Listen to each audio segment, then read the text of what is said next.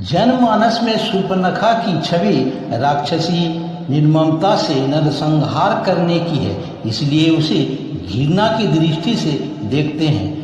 करोड़ों जन्मों तक तपस्या करने के बाद ऋषि मुनि को भगवत दर्शन का लाभ मिलता है, परंतु शूर्पणखा ने कौन सा पुण्य किया था जिसे राम लक्ष्मण और माता सीता के दर्शन हुए, सभी लोग जानना चाहेंगे। पूर्ण जन्म में शूर्पणखा इंद्रलोक की अप्सरा थी। नयनतारा नाम था इनका। तत्कालीन समय में पृथ्वी पर वज्रा नामक ऋषि घोर तपस्या कर रहे थे। तब इंद्र ने ऋषि की तपस्या भंग करने के लिए नयनतारा को पृथ्वी पर भेजा। जब नयनतारा ने ऋषि की तपस्या भंग कर दी तो ऋषि ने नयनतारा को राक्षसी होने का श्राप दिया। ऋषि से बहुत क्षमा याचना करने पर ऋषि ने कहा, राक्षस जन्म में ही तुम्हें प्रभु के दर्शन होंगे। तब वही अप्सरा नयनतारा देह त्याग के बाद शूर्पणखा राक्षसी रूप में जन्म लिया। वही नयनतारा वाली रूप बनकर शूर्पणखा श्री राम के पास गई, परंतु गलती कर बैठी। वह यह कि पर ब्रह्म को पति रूप में पाने की इच्छा प्रकट कर दी। पर ब्रह्म को प्राप्त करने की कुछ नियम होते हैं।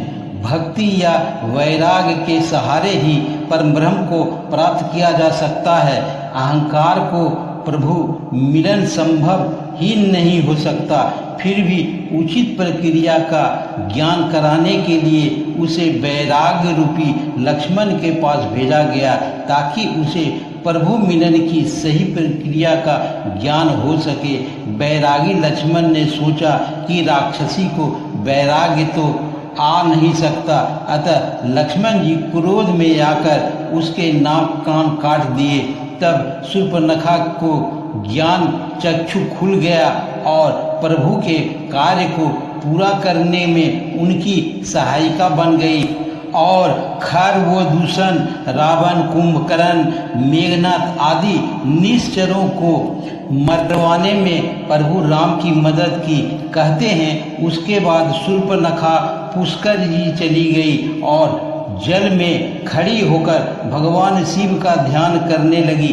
भगवान शिव ने शूर्पणखा को दर्शन दिए और वरदान दिया कि 28वें द्वापर युग में जब श्री राम कृष्ण अवतार लेंगे, तब कुब्जा के रूप में तुम्हें कृष्ण से पति सुख की प्राप्ति होगी। तब श्री कृष्ण तुम्हारी कुंवर ठीक करके वही नयनतारा अप्सरा का मनमोहक रूप प्रदान करेंगे। द्वापर युग में शूर्पणखा कुब्जा के रूप में कंस की दासी थी। वह रोजाना कंस के लिए चंदन, तिलक और फूल संग्रह करती थी। कंस कुब्जा का उसके प्रति प्यार को देखकर काफ़ी खुश था। पौराणिक मान्यताओं को माने तो कुबड़ा होने की वजह से उसको कुब्जा नाम दिया गया था। जब भगवान श्री कृष्ण कंस वध के उद्देश्य से मथुरा आए, तब उनका साक्षात्कार कुब्जा से होता है। भगवान श्री कृष्ण कुब्जा को सुंदरी कहकर संबोधित करता है। कुब्जा कहती है, मेरा नाम शैरंधरी है। तब भगवान श्री कृष्ण कहते हैं, ये तिलक, फूल और हार मुझे समर्पित करोगी। कृष्ण के इस आग्रह को कुब्जा अस्वीकार कर देती है, परंतु कृष्ण के बार बार आग्रह करने पर कुब्जा मान जाती है। कुब्जा कुबड़ी थी, इस वजह से वह भगवान श्री कृष्ण के माथे तक हाथ नहीं पहुंच पा रही थी।